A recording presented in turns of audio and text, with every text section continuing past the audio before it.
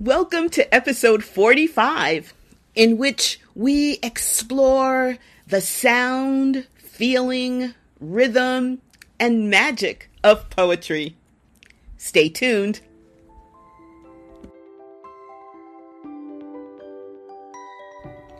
Welcome to the Witchy Wit podcast, where we look at life through a witchy lens. I'm KImberlyn. I'm Leilani.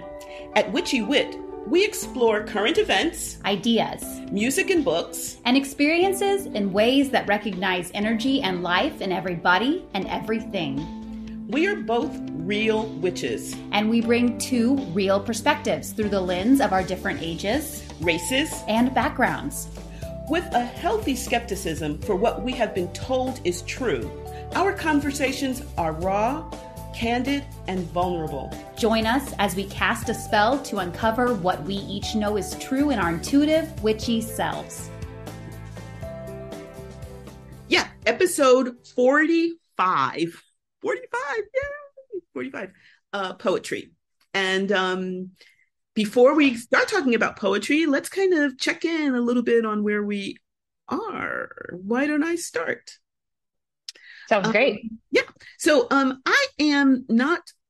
don't consider myself like a really I don't consider myself living a very consumer driven life. I don't buy a lot of stuff. I don't buy clothes and shoes, and I'm not a shopper.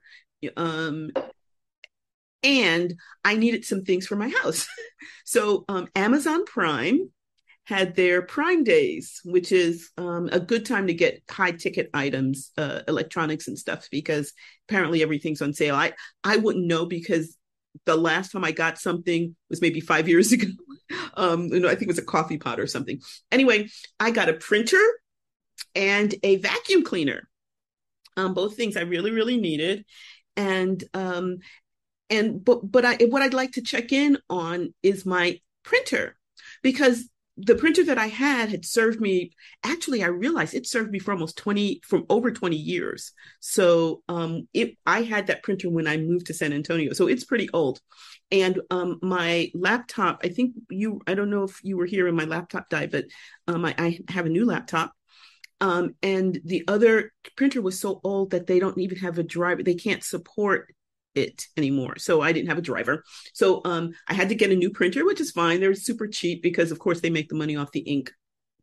Anyway, to hook it up to my computer, there's none of those plugs or anything like that. You have to go on the internet and you have to put the printer on your network and all this sort of stuff, none of which wanted to talk to each other. So it's not, the last time I got a printer, it was literally plug and play. You plug that baby in, your computer found where it was. You might have to download some software or whatever, but it took me, and this was right before our ritual last week, because I wanted to print out our ritual. So it took me, I think, 3 hours to get that blessed thing to work.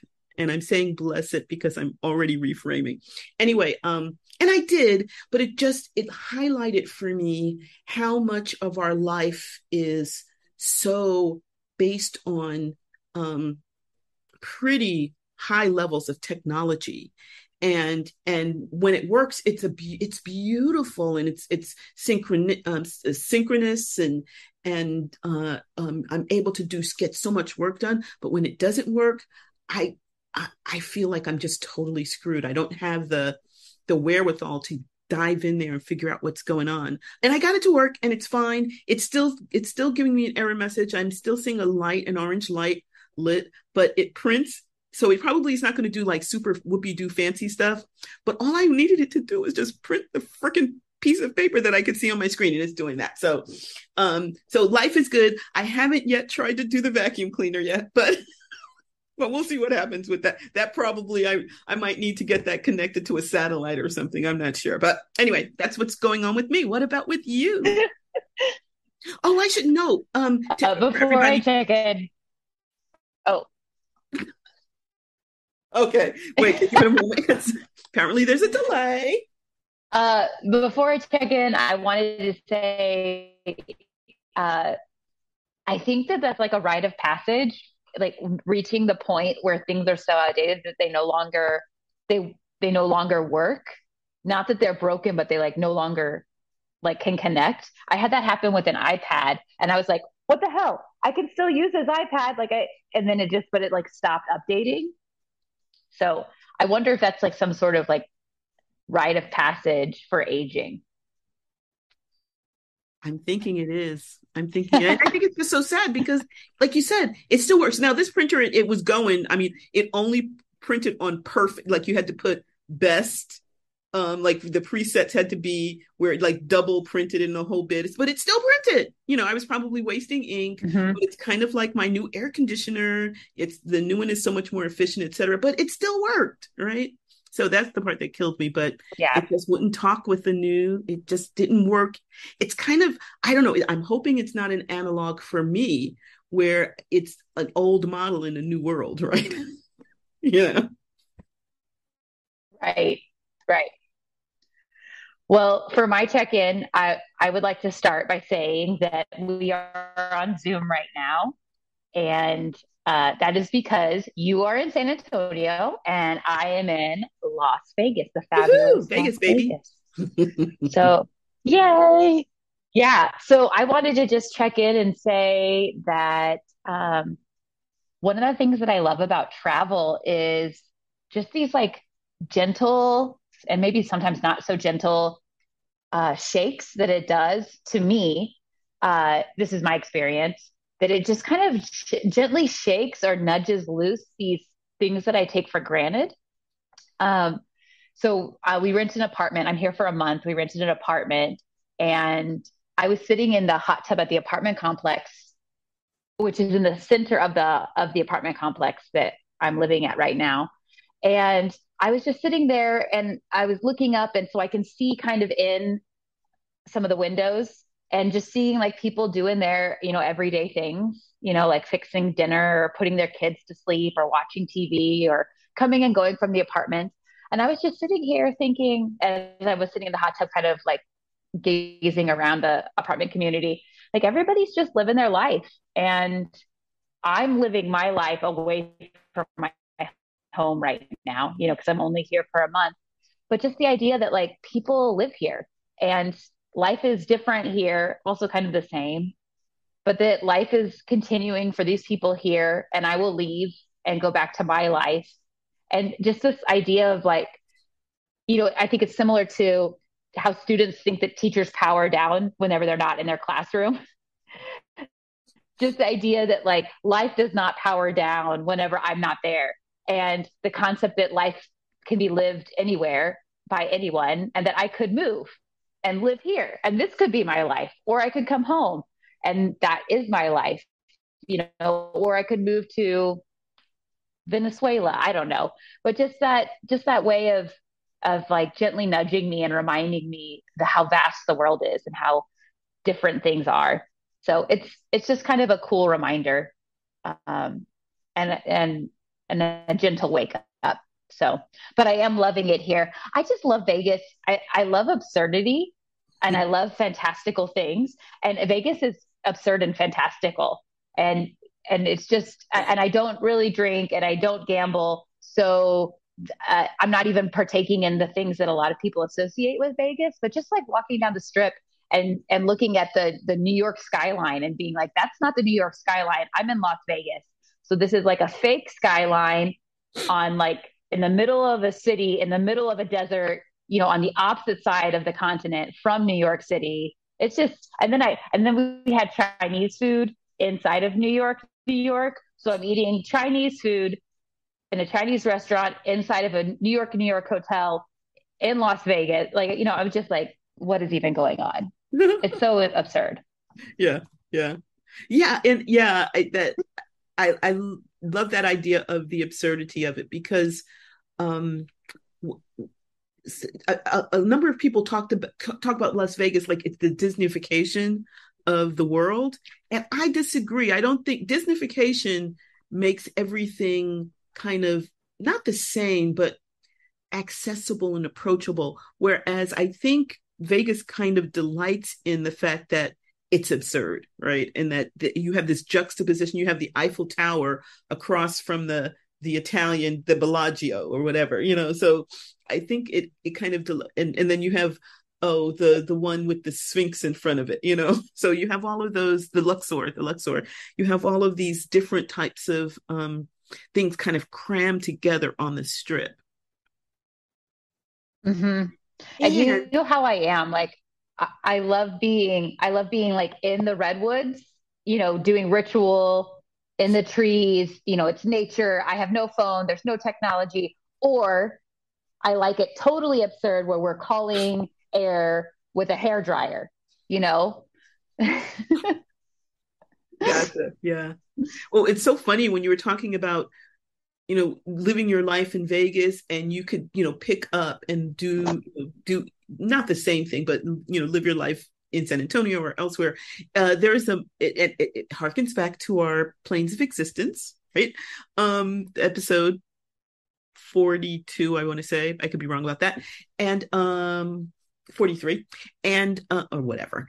And it also reminds me of a film that came out a few months ago, Everything Everywhere at Once. Have you heard of that? Have you seen that? Yeah, yeah.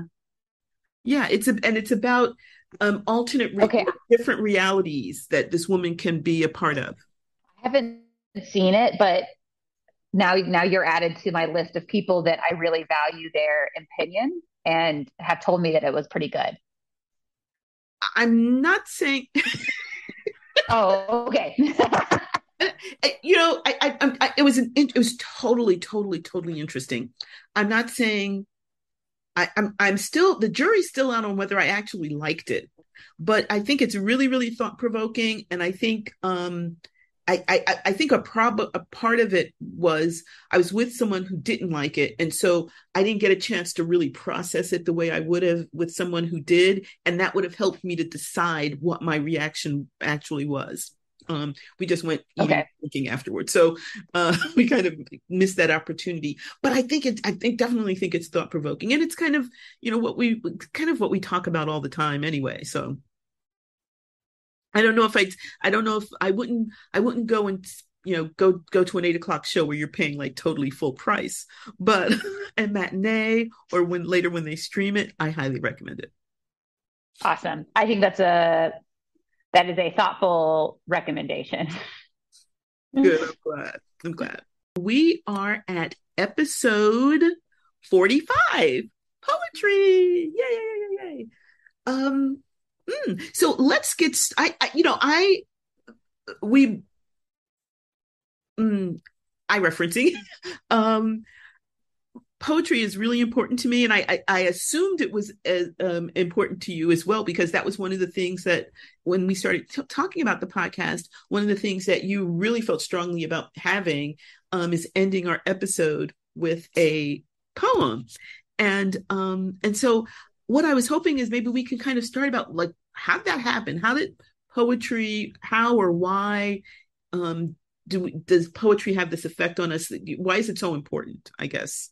Does that make sense as a question? Yeah. Yes, absolutely. Okay, so shall I get started? I think it'd be great. Yeah, go ahead and get started. Okay, so I remember from the time I was little loving to hear poetry, and even joke poems, not joke, yeah, joke poems, I guess.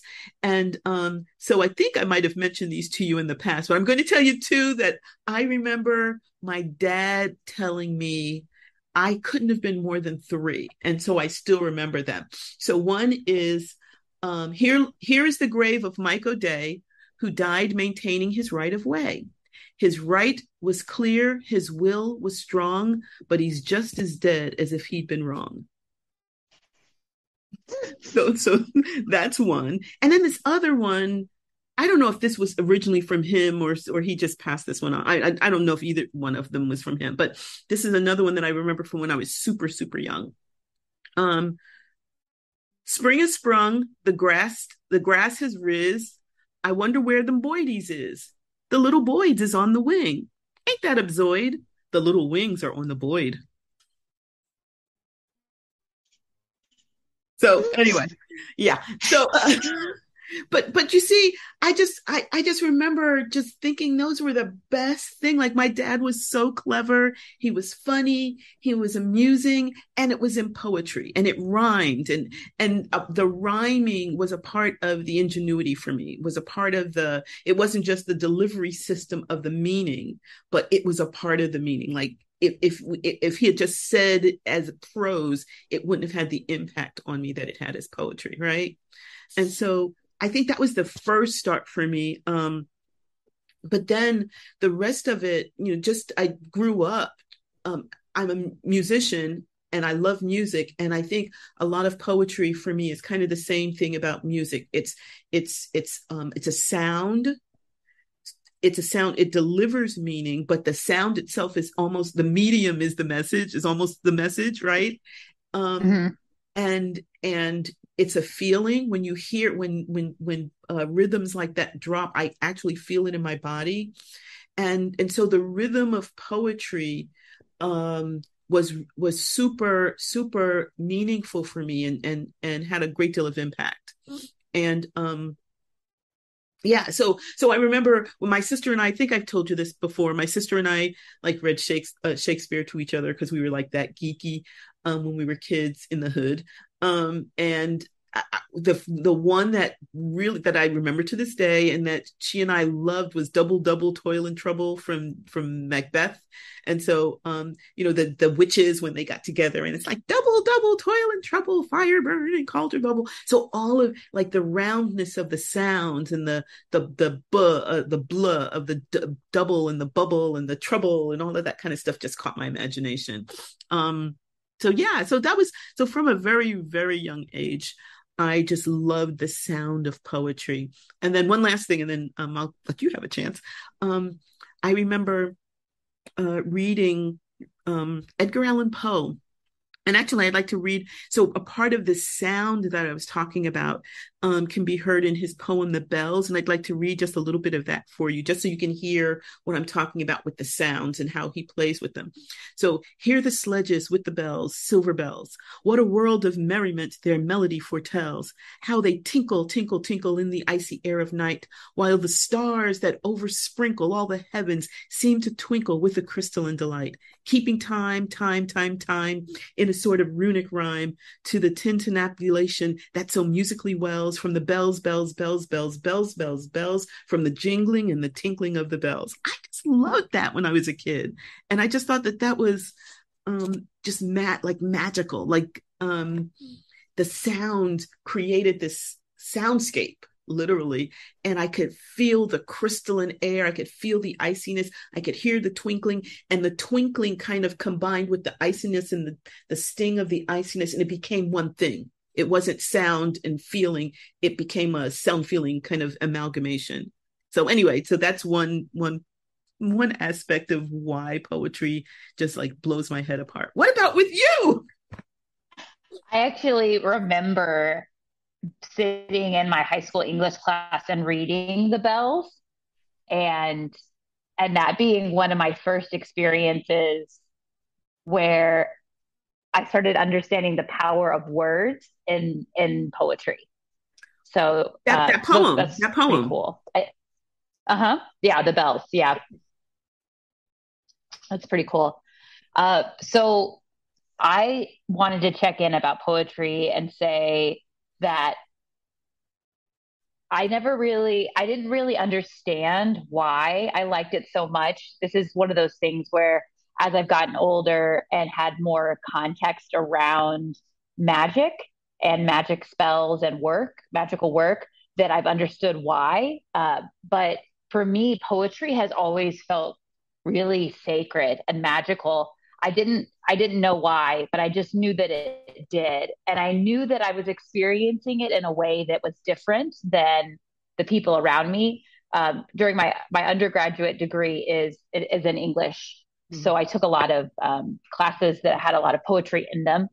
And I knew that I really loved it. And I knew that I especially loved reading it out loud. I didn't like just reading it. I wanted to read it out loud. And that I think is partially because of I'm a body person, and poetry to me feels like poetry to my mind and my mouth feels like dancing to my body.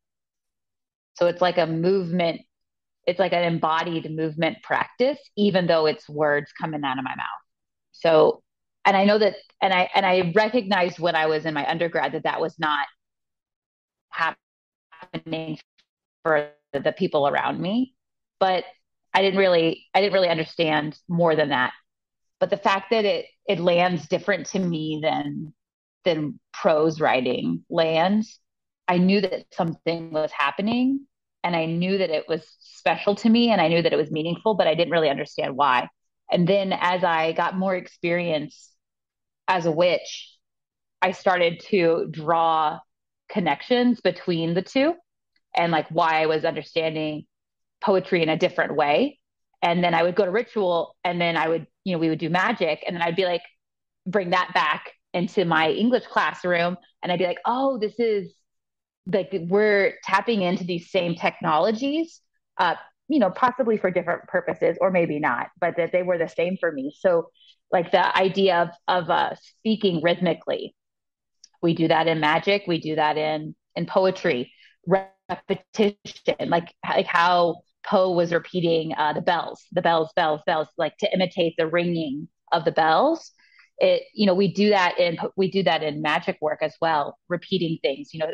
Something that I've heard and I've really embodied in my practice is 3 times makes a spell.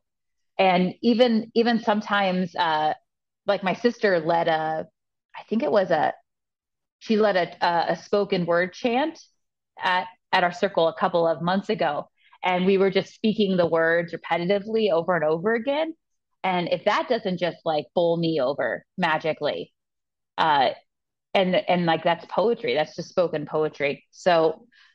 Um, so I could think that's like a 2020 hindsight where I realized that part of the reason why I'm attracted to poetry is that it's so connected to magic.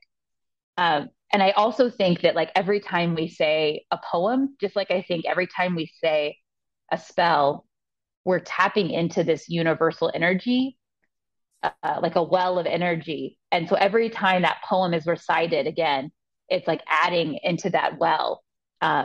Just like every time a spell is said again, every time we do a white rabbit spell on New Year's, like I'm not just doing it alone. I'm tapping into a well of white rabbit energy that has been going on for a long time and will continue. And I'm adding to it and tapping into that. So every time I read a poem, I'm tapping into that energy.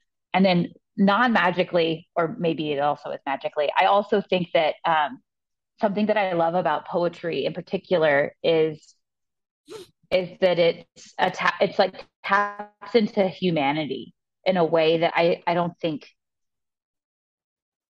for me at least, is done in other ways.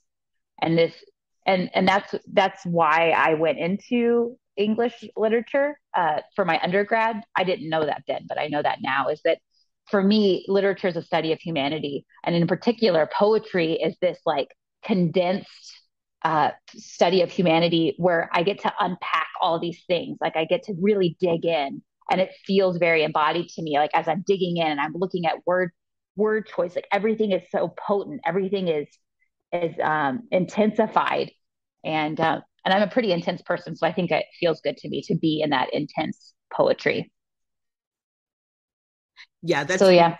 yeah, that's beautifully put. I uh, one of the things that you said that resonated for me, I actually have a quote up here from Robert Pinsky, who said that poetry is a vocal, which is to say a bodily art. And he goes on to say the medium of poetry is the human body, the column of air inside the chest, shaped into signifying sounds in the larynx and the mouth. In this sense, poetry is as physical or bodily an art as dancing. So he agrees with you. I actually didn't read that until you just said that, even though Yeah. it's on our outline, but like Mm-hmm. hot damn. So, someone who's gotten an NEH and won all these awards, etc. He's like, yeah, Leilani knows what she's talking about. Woohoo! If you, not that you need, you are your own authority. Not that you need corroboration from Robert Pinsky, but it's nice to hear someone else say it too, right? It does. Well, it makes me feel because I very much felt like I was experiencing it differently than other people in my literature classes. So it's nice to kind of hear that I'm not alone in that way. Mhm. And I would suggest that if you had 20 people in that class, there's probably 20 different experiences of it, right? Because everyone's Mm, going to bring their own experience and their own way of interacting with the world. So the parts that like in Edgar Allan Poe, those internal the assonance, the internal rhymes, all of that kind of stuff, the sounds, that's the part that jazzes me. Whereas other people might be more into his use of metaphor or that kind of stuff. So I think the different things are going to land on people in their own way. Um, yeah. So shall we talk a little bit about some of our favorites? I would love to. I'm excited and nervous about this. Okay, well tell me why, but excited and nervous. I think it feels really vulnerable. And I don't know that I've ever actually had a conversation like this with anyone before. It's only been a conversation with myself between me and my books. So it feels like kind of vulnerable for me. That's what we do here. Remember, vulnerable, candid, raw. Wait, raw, candid, and vulnerable. Uh-huh. Is that our tagline? That Yeah.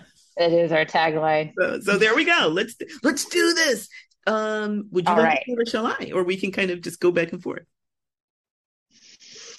I don't know. You Okay, have a feeling? why didn't I start? Why didn't I start? Okay. And then that'll ease us into there. Um, so I'm gonna kind of I'm gonna go chronologically. So you're gonna get a little bit of Kimberlyn's journey down the poetic path, if I might be allowed to couch it that way. And as I say, there were tons of poems that I remember from when I was young, et cetera, and I've mentioned some of them.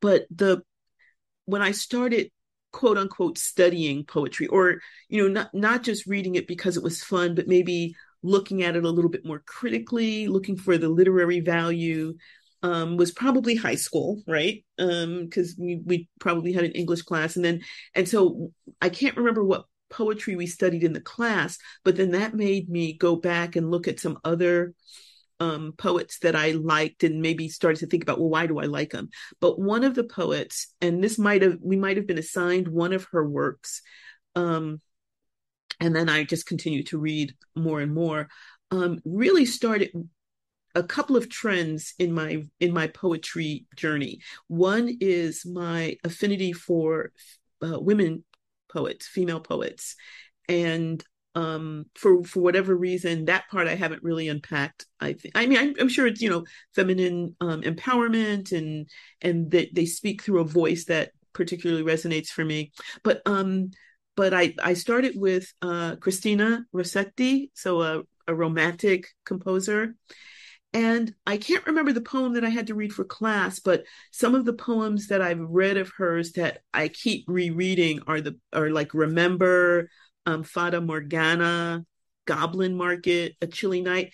And I think a lot of them are because um, she writes a great deal about grief, death and grief, but not just death as in loss. I mean, that's a part of it, but death as a journey, death as going to something beyond, death as a passage, and then the reaction of the people who are left behind, and so that's where we get the grief. But she couches it in such incredibly beautiful imagery, and I think that was the part that really captured my imagination when I first started listening to reading some of her stuff. Is that her words, the way she put things, again, it was it hit me because it was the language was so musical. It was so much the sounds and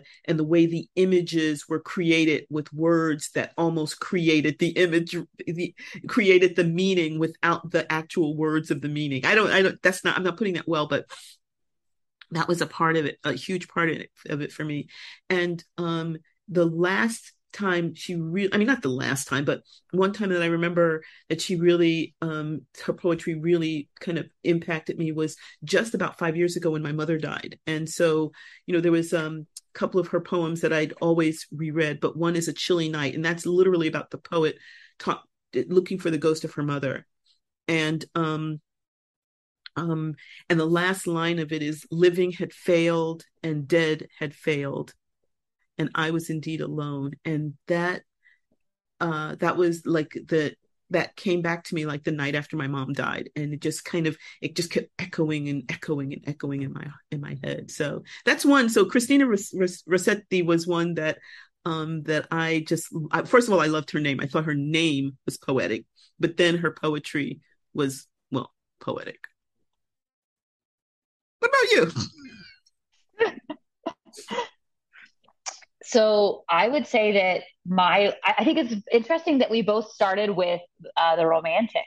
Like that was both Mm-hmm, our jumping off point in some ways. mm-hmm, So for me, I fell in love with romanticism. Like it's so rooted in emotion and imagination that reading it was like having a window into my own thoughtfulness.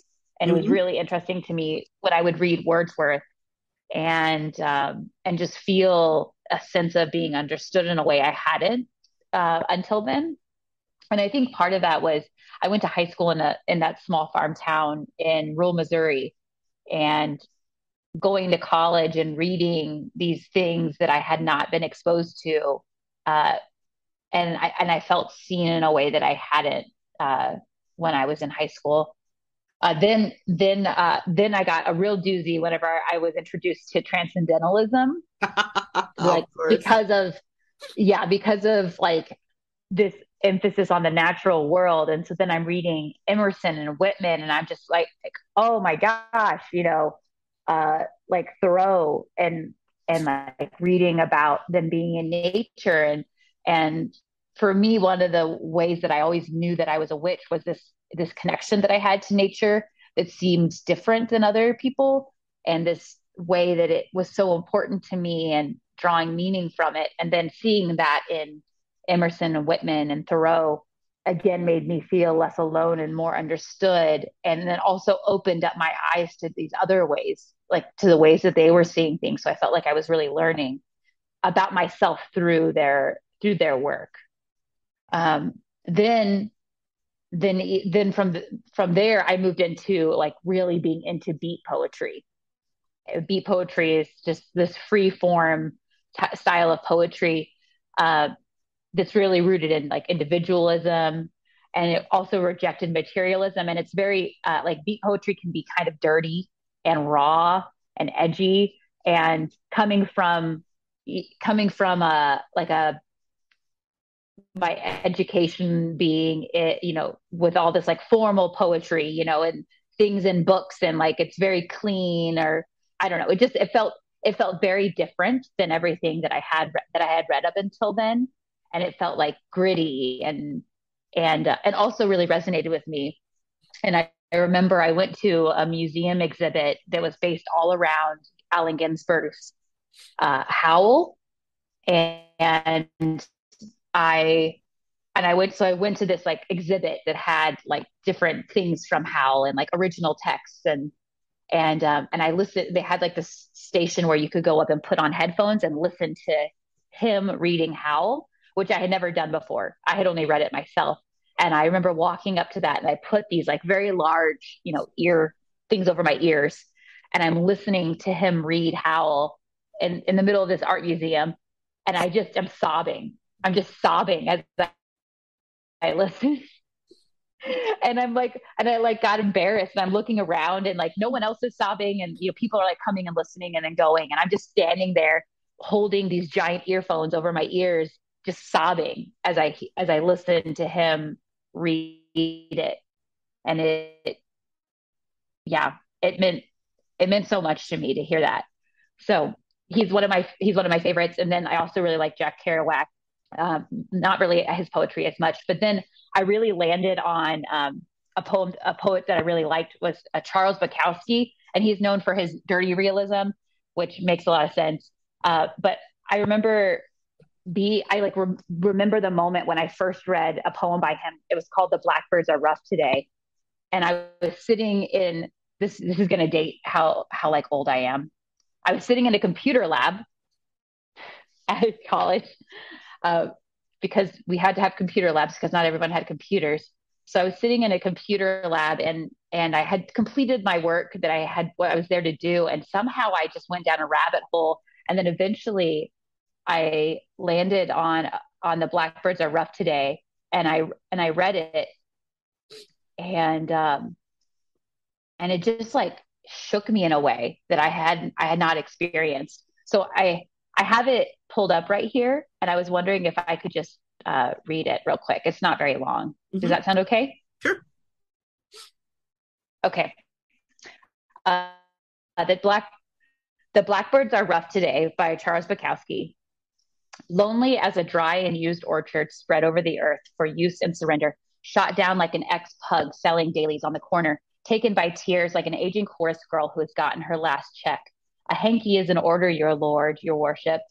The blackbirds are rough today, like ingrown toenails in an overnight jail.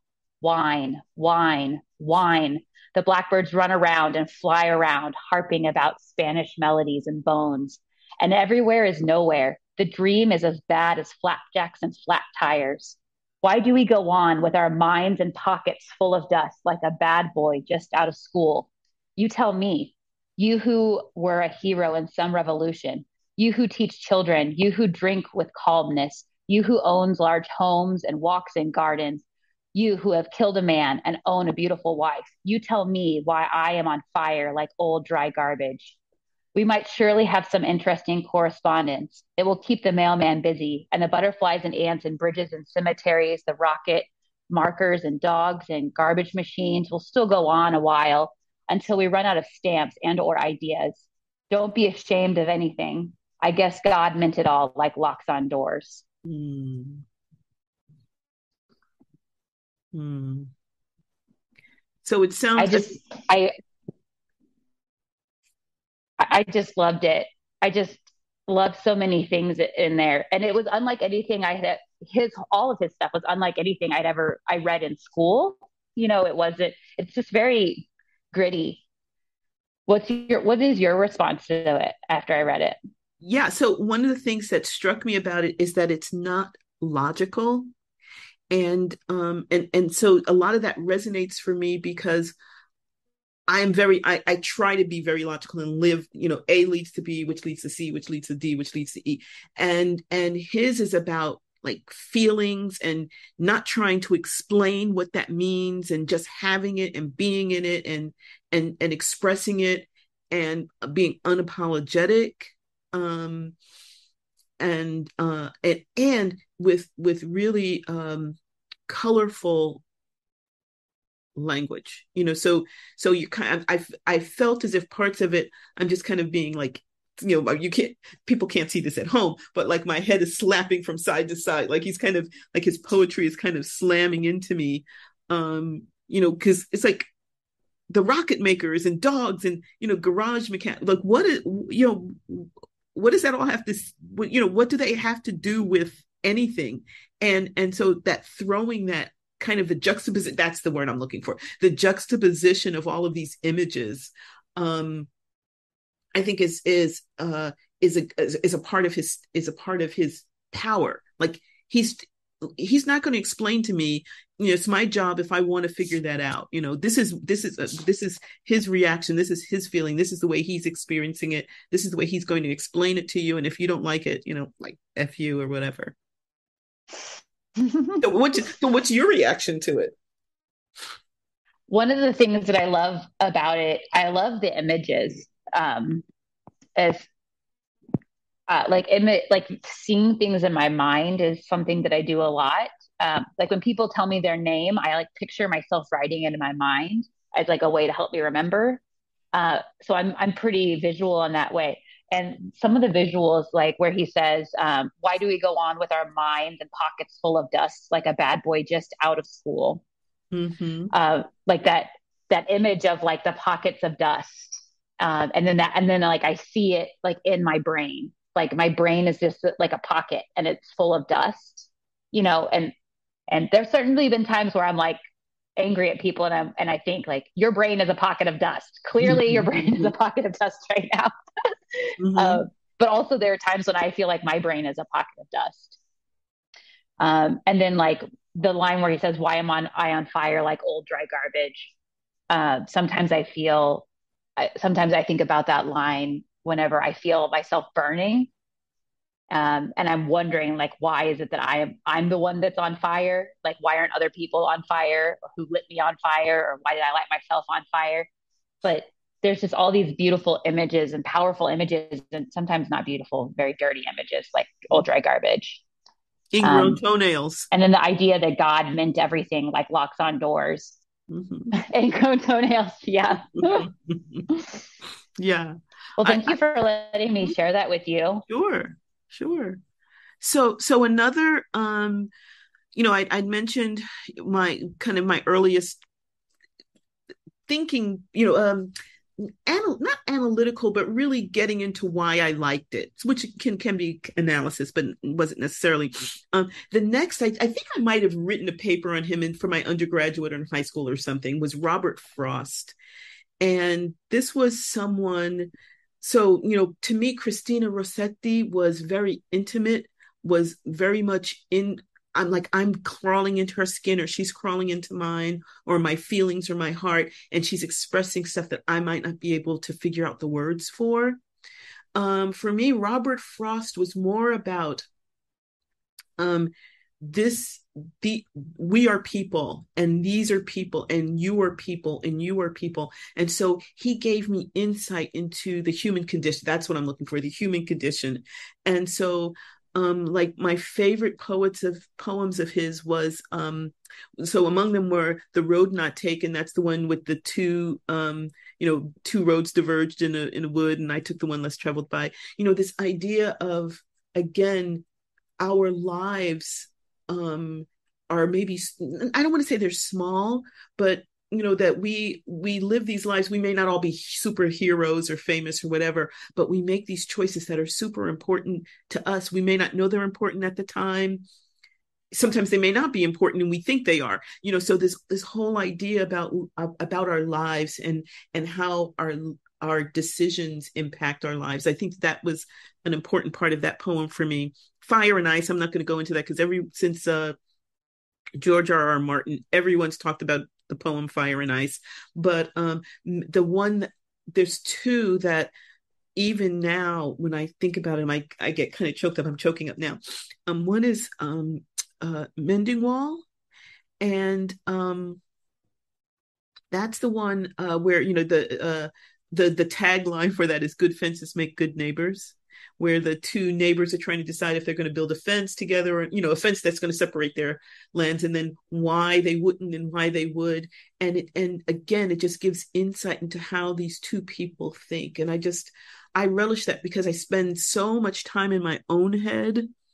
And my mom was pretty passive aggressive when I was growing up, so I spent a lot of time trying to figure out what was in her head. And this allowed me to kind of drop all of that for a moment and just think about myself as a human being, and and I don't know if these people are normal or not, but how do other people think? And maybe, like, drop KImberlyn for a moment and not have to worry about KImberlyn's life or KImberlyn's choices or KImberlyn's mother, and then just be in an experience that is not fraught with all of the stuff that my childhood was fraught with, right? And then the death of the hired man. My favorite. I mean, this is where this guy, he was a crappy worker, and he moved on for whatever reason. And then as he was getting towards the end of his life, he came back to the place where he'd spent most of his working life. And I don't know if they put him in the shed or whatever. And the wife or the husband says to the other, and like I said, I don't remember specifically all of the text, but that's the line. Home is the place where, when you have to go there, they have to take you in. And just that idea of there being a place for everyone. whether or not they may necessarily know it, and the people in that home may not know it, but there is that place. That was pretty powerful. Sorry, I'm choking up. That was a pretty powerful uh, powerful learning experience, delivered in such beautiful, simple. His language is so simple, such beautiful, simple um, words and phrases that it's very, in some cases, can be pretty stark. So, in contrast to the Rossetti plain language, plain American, I'm putting air quotes up there, but plain language, and so that gave me like a contrast to the sometimes overblown romantic language. Sorry, I've got to. Anyway, Frost was uh, very had a great deal of impact on me. I don't think I've ever read The Death of a Hired Man. Oh, okay. I cannot figure any of our future episodes where that would be an appropriate poem. But one day we'll just sit down and I'll make my little red drink for you, and we'll just sit back and read the poem. How's that? That sounds great. Mm. Have you read any Frost that you remember? Yes. Okay, Yeah. so you have. Uh, yeah. Mhm. I, I, yeah, he was an author that I really liked. I Yeah. also see that you wrote down Maya Angelou. So yeah, so Maya Angelou, I have to say, I didn't read her poetry until late in life. I knew her mainly through her novels, her autobiographical novels, and loved those. And I don't know why I never got to the poetry. I think I had categorized her as something, and then just didn't allow myself to kind of step outside that box. But I'd say maybe about 20 years ago, I really just it was about the time I really started to dive into her poetry.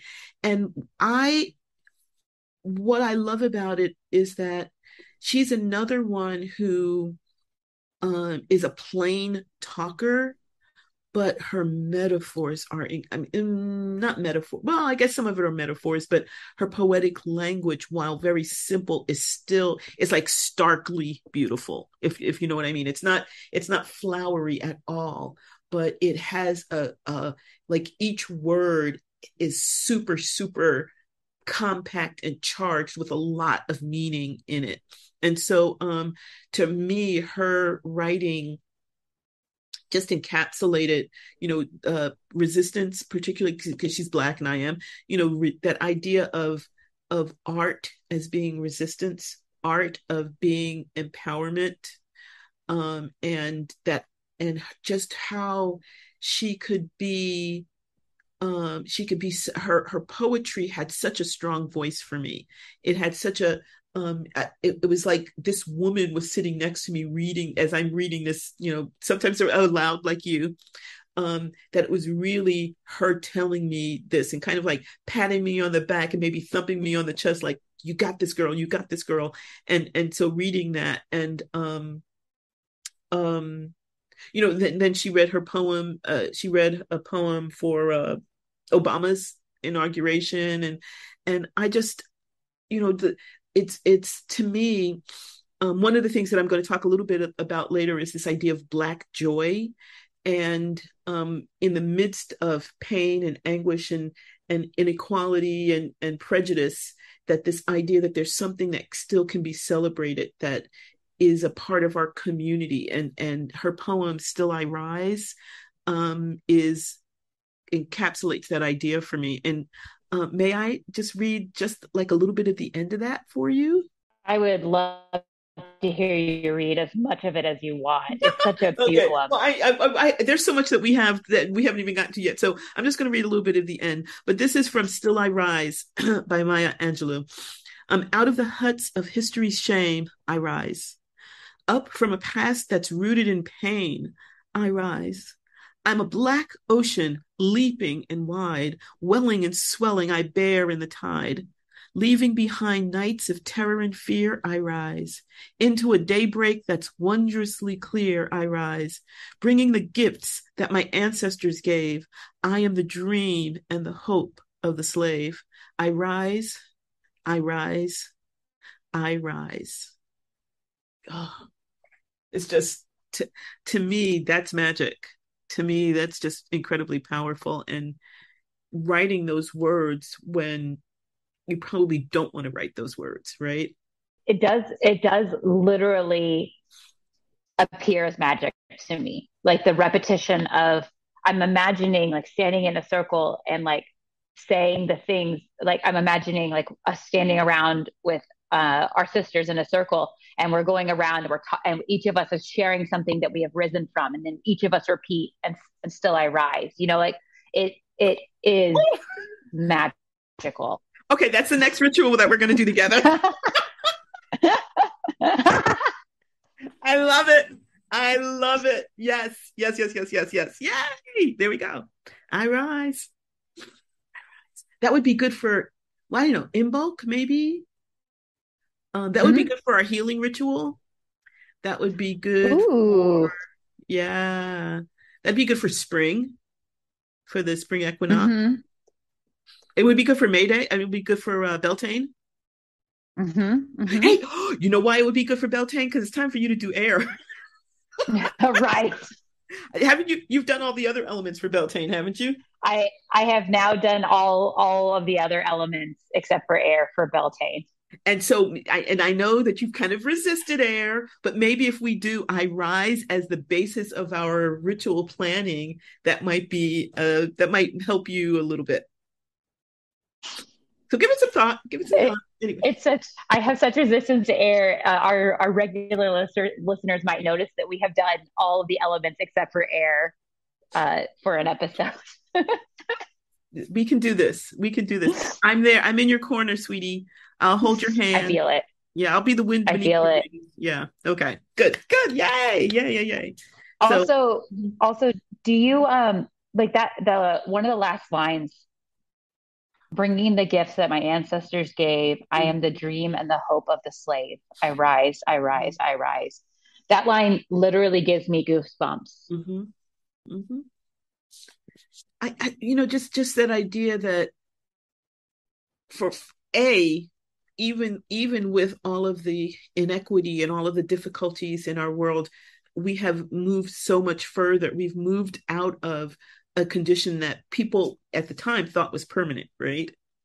And so just as we look now, just as I look around my world now and think humans will never change, I know that they will. I know that it's not, I have faith. No, I know, I trust that they will because we have already, right? And so, okay, I'll stop being Pollyanna. And so can I just say a couple more before we go on? Oh, please do. Please do. Okay. So another thing that one of the things that when I got to San Antonio, there's a local poet who I fell in love with, and that's Naomi Shihab Nye. I've seen her. She's come to a couple of the places where we've had guests and stuff, and listened to her poetry. And the thing I love about her, not just the fact that she's local and she's, often you don't really want to meet authors and musicians because they're normally like kind of shits. And it's better to have that distance and keep the mystery. But she is just she's a warm, wonderful, giving woman. And so that was a plus. But then her poems are always about connection, about how we're all human, and how we can do this, and we can pull together, and we can have, we can recognize that under our petty differences, we're pretty much all the same, and we all kind of want the same stuff. We all, well, whatever. And so she is someone whose poems I came to late in life. But I've really begun to enjoy, and anytime I know that she's reading any of her poetry, because I particularly like it when she reads her own poetry. Um, and so anytime I know she's going to be doing a poetry reading here in town, I try to get to her stuff, and she's just amazing. Um, and then the last thing I'd just like to mention in terms of my poetry development, my poetry journey, is this idea of I mentioned the idea of Black joy, and I think it's become more of a watchword in the past couple of years since George Floyd and all of the Black Lives Matters and Black Lives Matter, sorry, and because of this idea that even within all of this, all of the pain and all of the seeming hatred and fear and anger, that there is this core within us as a society, and then our the Black community, where we delight in things that in being happy and taking those moments to treasure and to rejoice and to celebrate and to commemorate in some cases, but commemorate with a passion for living. And so a couple of poetry poems, and I think one of these poets you had on your list too was Audre Lorde. Oh my gosh. Yeah. Yes. So maybe you'll talk a little bit more about. I won't talk about her too much, but maybe you can share a little bit of your reactions to her work. But and I mentioned Amanda Gorman, and maybe I didn't mention him. Maybe we talked about that earlier. She was the new young poet, the junior poet laureate. I don't remember the exact title, but the youth poet laureate who spoke at Biden's inauguration. And one of the things I love about her is that she is very much a spoken word poet. So she tends to, I think some of her stuff is actually published now, but she performs her pieces, and she performs her pieces as an actress, presenting not only the content, the words, but her style of presenting it is a part of the creation. Does that make sense when I say that? Oh, yeah, it makes total sense, especially after hearing her perform her pieces. It's so embodied in a way that it blew my mind the first time I heard her perform. Yeah, she's amazing. I'm going to actually play a little bit of that. Would you like to hear it now, or we can? I would love to hear it now. Okay. I would always love to hear anything she does. Oh, okay, brilliant. So, yeah, so this is actually, we'll talk a little bit about where we where we get our poetry now, but this is from her from her Instagram account. She is because, like I said, a lot of her poetry it's her delivery system that's a part of the experience, and I think that that's important. So let me share my screen so we can hear some of that. And here's a little bit of Amanda Gorman. This is her poem, New Day's Lyric. May this be the day we come together.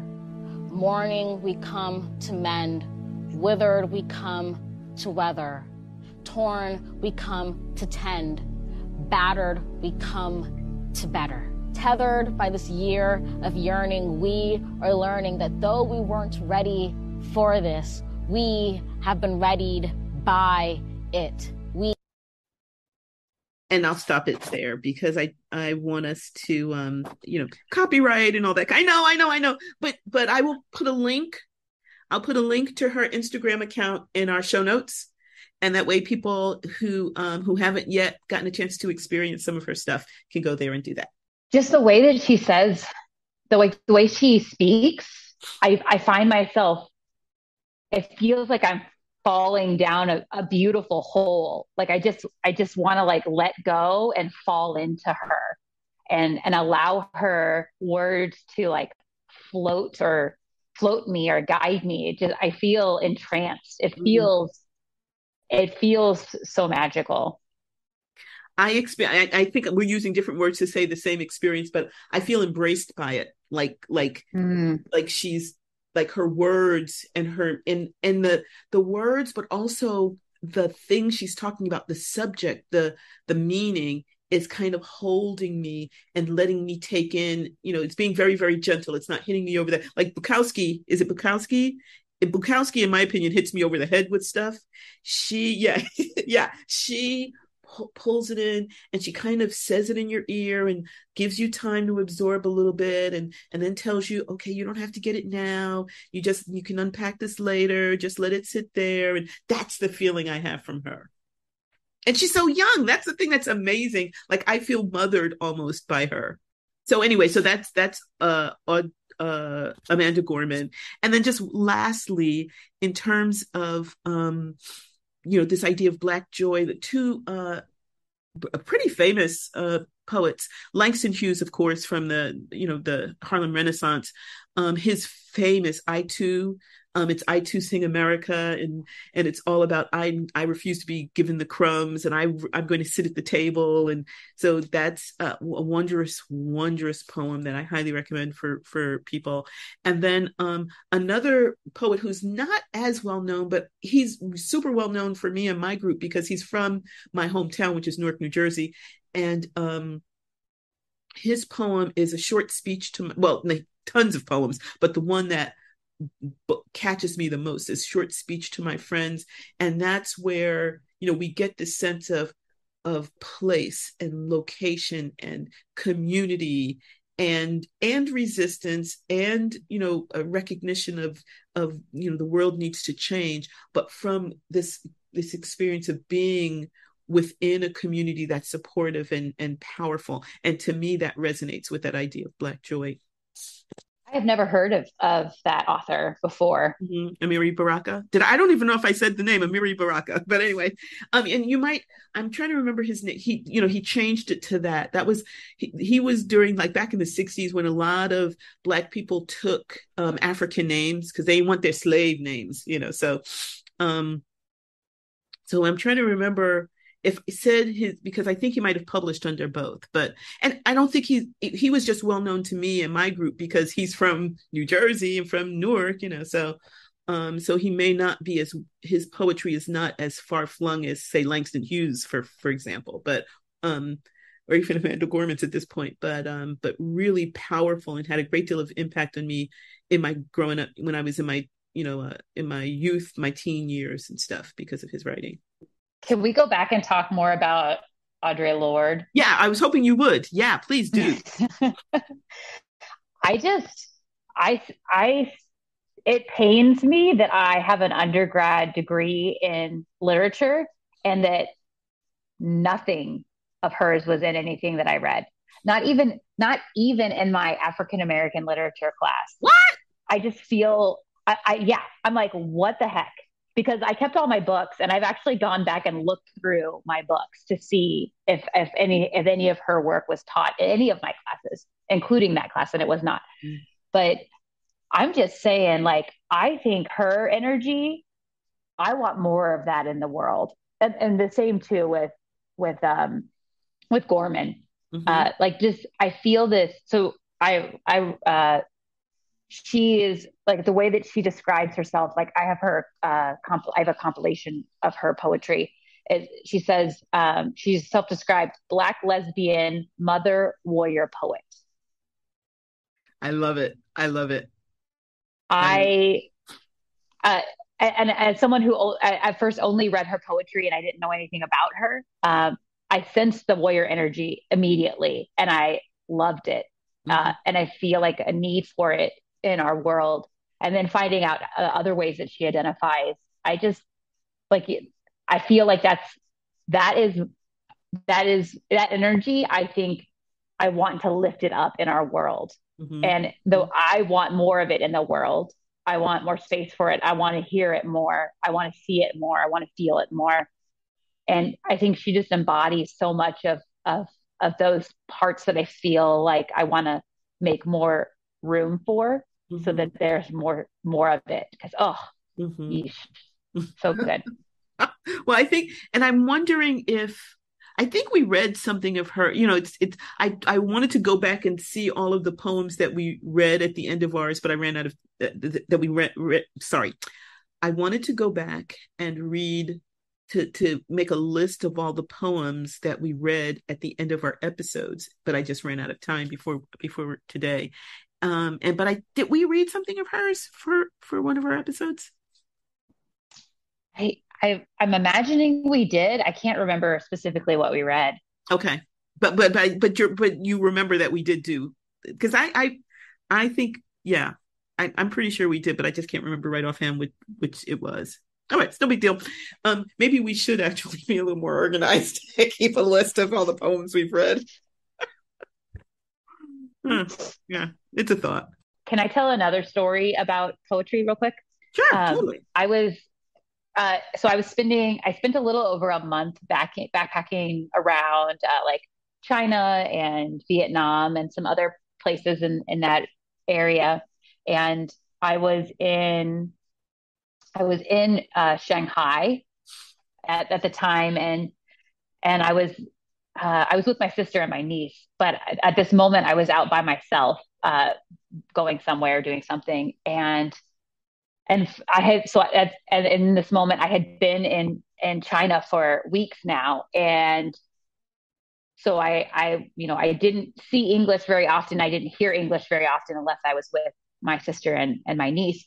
And I was just walking down this residential area, and I was going over an overpass, and I kind of looked to the side, and on the side of the building was Charles Bukowski's poem, just like painted huge on the side of this building, and I had never read it before, so but it caught my eye because it was in English, and I hadn't seen English in a very long time, and so I'm standing there. It was just this really interesting moment of like, I'm in China, and I have been, and so I've been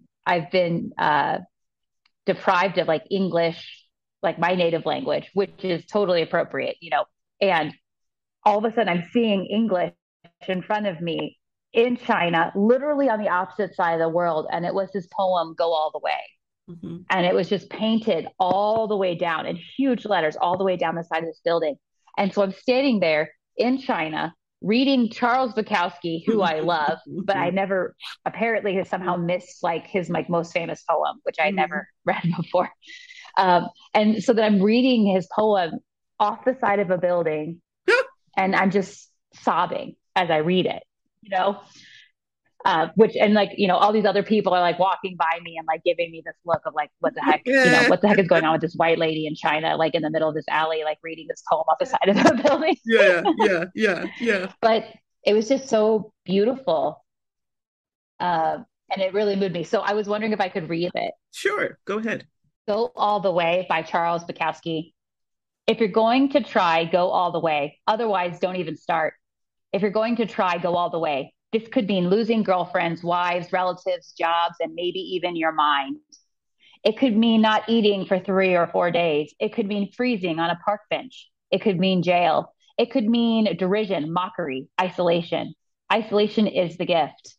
All the others are a test of your endurance, of how much you really want to do it. And you'll do it despite rejection and the worst odds. And it will be better than anything else you can imagine. If you're going to try, go all the way. There is no other feeling like that. You will be alone with the gods, and the nights will flame with fire.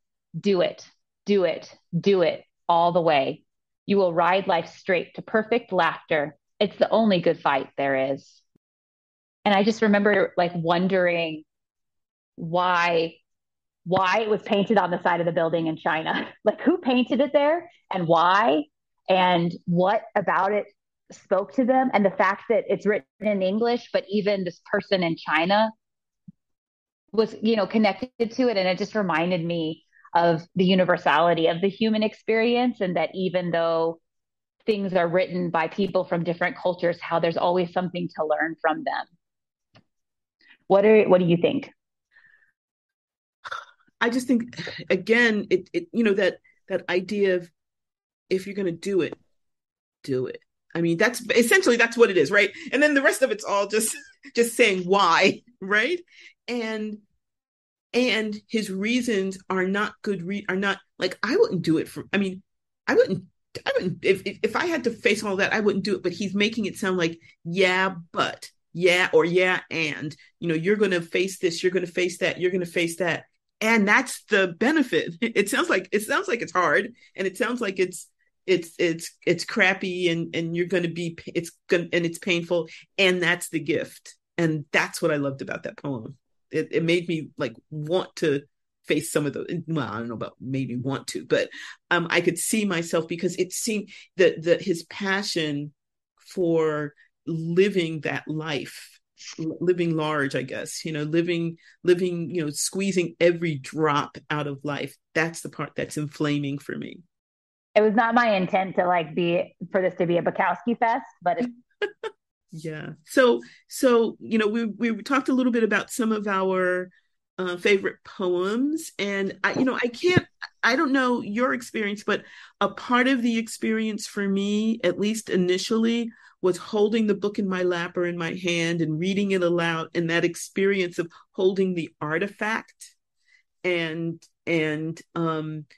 turning the page, and reading down to the bottom of the page and trying to turn the page fast so I could keep the rhythm going without messing it up. But the book as a collection of poems, or the Norton Anthology of English Poetry or whatever, as a part of the experience of reading that. But that's not necessarily, I mean, when we're trying to get the poems for our podcast, we rarely use a book. Like I have my Earth Prayers book, and that's pretty much it. Well, no, I take that back. We've bought a couple of books because we love the poetry so much. But that's not how we get most of our poetry anymore, is it? Yeah, one of the top ways I get poetry is from Instagram. Like I follow an account called Poetry is Not a Luxury, which I just want to give a shout out again to Audre Lorde, because I'm a huge fan. Mm-hmm.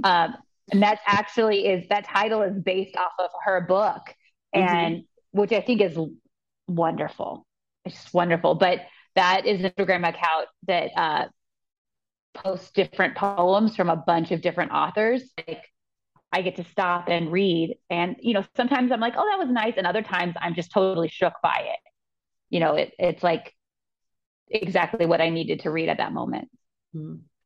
Yeah, I think it was because of the podcast that I started finding all these alternate delivery systems of poetry. And one that I'm a big advocate for is the poets.org. It's so funny because a couple of years ago, a little bit less because of the podcast, so I was looking for something, and I discovered that website, and I loved it so much that they were doing a fundraiser a few months later, and I sent them some money, and then I was invited. They had a poetry summit, and on Zoom, and they had all these major poets reading their poetry live, and it ended. I think they had Meryl Streep reading. Who was she reading? I can't remember. Maybe Bukowski. I'm probably making that up. But anyway, but I've fallen back in love. Poetry hadn't been a major part of my life for years, and I've kind of fallen back, thanks to you and the podcast, fallen back into reading poetry again in various places, and I get a poem of the day and all that kind of stuff, and I really enjoy poets.org. So plug for poets.org, and another one for another website. It's called the Poetry Found. Let me look at my outline. Poetry Foundation. That's it. Poetry Foundation. I think that's another great source. And then one that I've been looking at I'd say just past few months is the Literary Ladies Guide. And what it is, it's basically, it's really I don't know if it's authors and poets, or women who do both, but it's just women.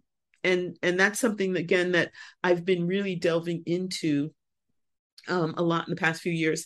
And they try to have they have it's about writers for writers. So they try to have stuff that might inspire someone else to write a story or poetry or whatever. So it's kind of handpicked, but I think the way they describe it is particularly useful. So if you ever get a chance, go to the Literary Ladies Guide.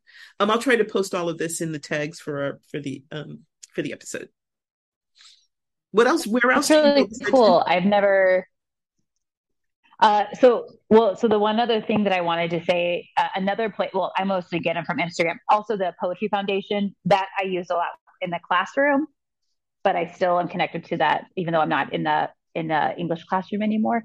But one of my favorite Instagram accounts. We actually read one of her pieces before, but it's called Mary Oliver's Drunk Cousin, and her name is Lindsay Rush, and she's like an Instagram famous poet. That's where she really picked up steam. But I really love her poetry, and I think sometimes on her account she features other people. But one of the things I really love about her poetry is it's just really short, sweet, straightforward, and honest. So I have a poem of hers that I wanted to read. Again, it's Mary Oliver's Drunk Cousin, and I am a fan of Mary Oliver. So like that name is just ingenious. But this poem is called Mm-hmm. So it's by Lindsay Rush. It's okay if your progress doesn't manifest as a jaw-dropping transformation that becomes viral clickbait. In fact, it's quite wonderful if your breaking news reads more like local hero sticks to new morning routine for 2 days in a row, sources say.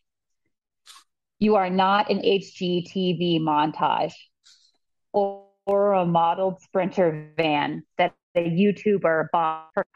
It's perfectly fine if you're simply a squiggly little line trying their best to have more ups than downs. I love that. I like first of all, like the shout outs to pop culture, but also the kind of the everydayness of it. I mean, it's beautifully written, and it's basically kind of lauding, just living your life and being happy that you're doing that. I love I guess it's the meaning of it. I think is really that resonates most for me. It's just so accessible because I think, especially as somebody who went to school as an English major, poetry was supposed to be this like highly academic art form, and it's like written by dead white men with big words. Totally.